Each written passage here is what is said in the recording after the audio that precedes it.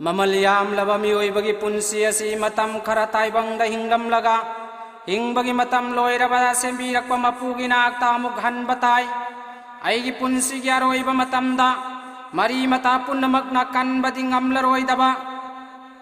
amam angan khainaramdaida amughan na uba fanglaroidaba maithong ba yengduna mitlugi pirang sinthanaba ngaktani asumna Allah gi maikaida allaba bandabu hau nabi syariat ki matung inna Allah gi maikaida thindokpa amadi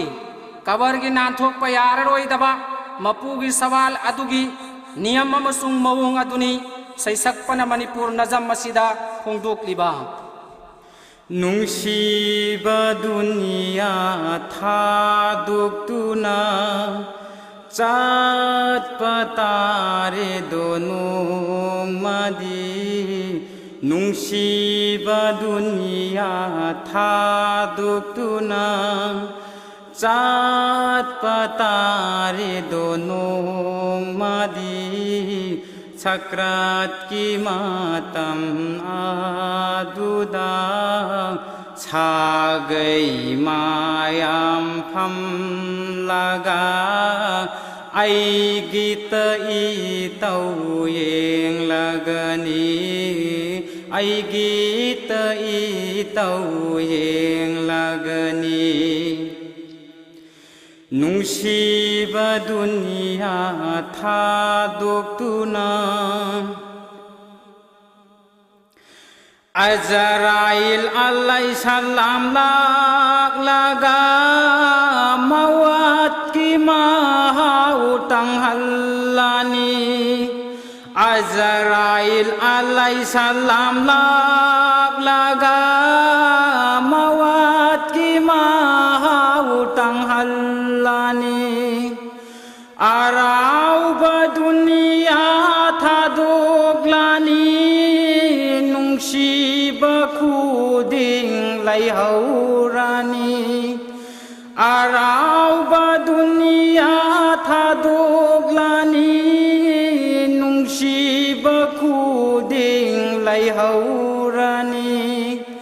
Apam ba khuding kai narani Apam ba khuding kai narani Nungsiba dunia thadugtuna Angau ba phijol hongbiraga Atar ambar taibiraga Angau ba phijol hongbiraga Atar ambar taibiraga Kairen thakta hap laga pubirani mayamna Aigi makam yaunaba Aigi makam yaunanaba Nungsiba dunia thadugtuna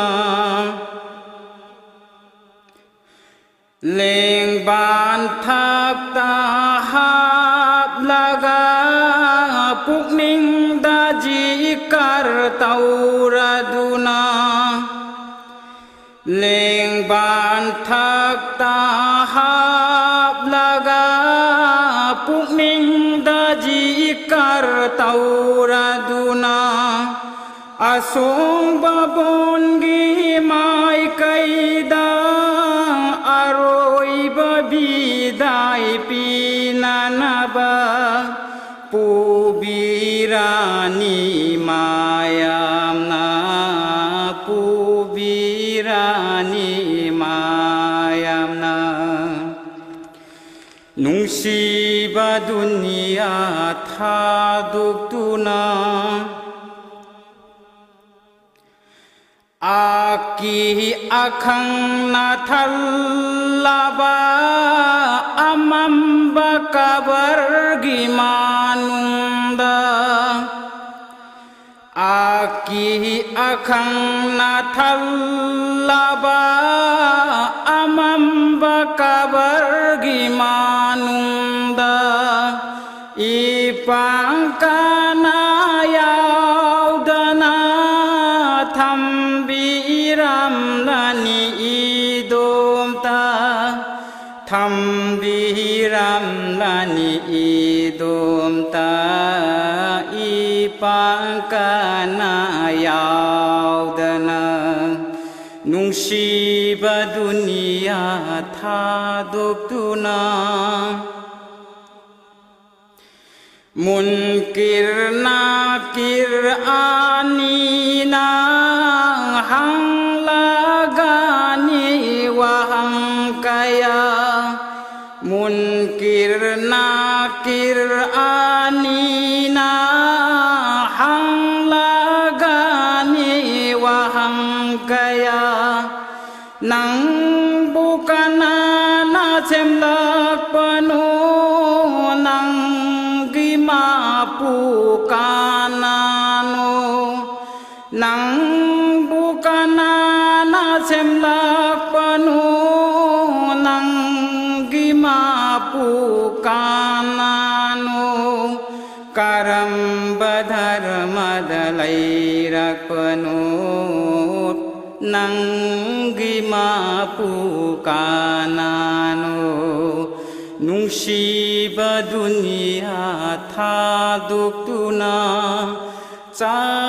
catpatare donung madi sakrat ki matam aduda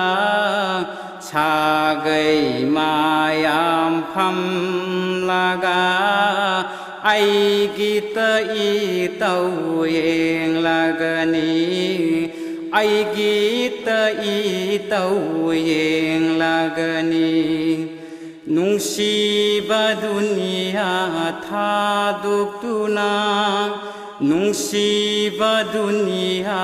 thadoptuna হুজুরে আকরাম সাল্লাল্লাহু আলাইহি ওয়াসাল্লাম